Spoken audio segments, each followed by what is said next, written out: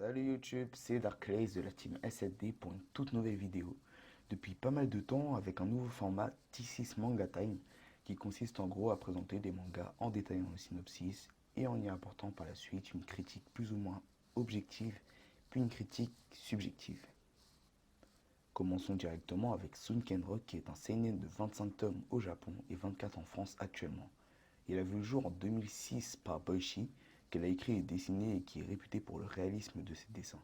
D'ailleurs, il est aussi le mangaka de Woolman pour ceux qui connaissent, qui est un manga aussi très très réaliste.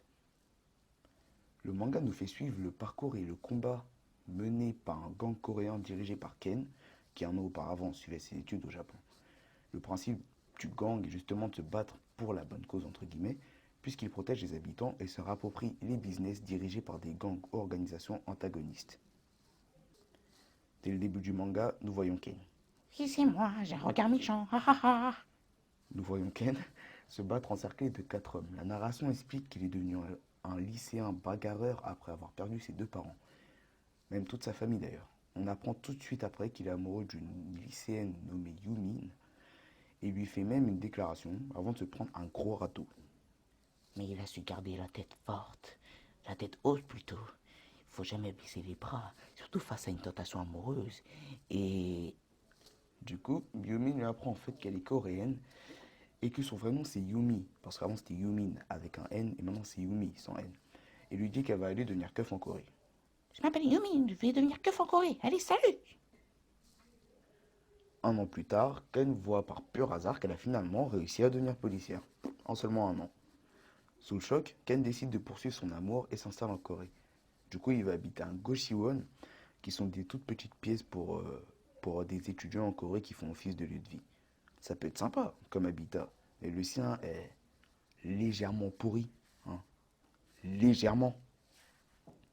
En se baladant dans la rue, par pur hasard, il recroise Yumi en tenue de policière qui lui demande s'il a du travail.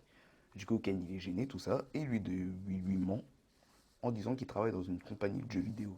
Et Yumi le croit. Mais ouais, guette ta tenue. Ça se voit vachement que t'as du travail. Désespéré de la situation, Ken s'en va déguster des nouilles chez un vieux qui lui offre le plat. Genre il lui offre, Ken il n'a pas besoin de payer. Et lorsque les hommes arrivent pour... des hommes, pardon, arrivent pour dépouiller l'homme qui est pourtant pauvre, que Ken sort des débris pour le sauver. Comme un héros. Vous remarquerez la beauté des dessins de combat. Il jure par la suite que le vieux est sous sa protection. C'est à ce moment-là que Ken se fait repérer par un gang qui remarque tout de suite ses capacités incroyables de combattant. Mais vraiment, vraiment, ils sont éblouis. Ils décident d'aller les chercher le lendemain. Ils sont éblouis, mais ça se voit pas vraiment. Le boss lui explique, autour d'un déjeuner dans un restaurant, qu'il veut faire de Ken un membre de son gang. Évidemment, Ken refuse, en disant que de base, il voulait être policier, et c'est tout à fait vrai. Ça va pas de pair, être dans un gang, être policier. Le boss du gang, nommé Taesu d'ailleurs, lui expose donc toute une explication sur la relativité entre les gangs et l'État. Qu'en gros, les gangs et les États, ça revient un peu au même. Et d'ailleurs, l'explication n'est pas totalement idiote. Suite à ça, Ken n'a pas l'air super compréhensif et refuse toujours. Taesu lui propose de se battre et l'enchaîne de coups. Ken ne réplique qu'une dizaine de coups après, sauf que Taesu décide de capituler. Comme ça, genre le mec l'enchaîne mais ne veut pas se mouiller.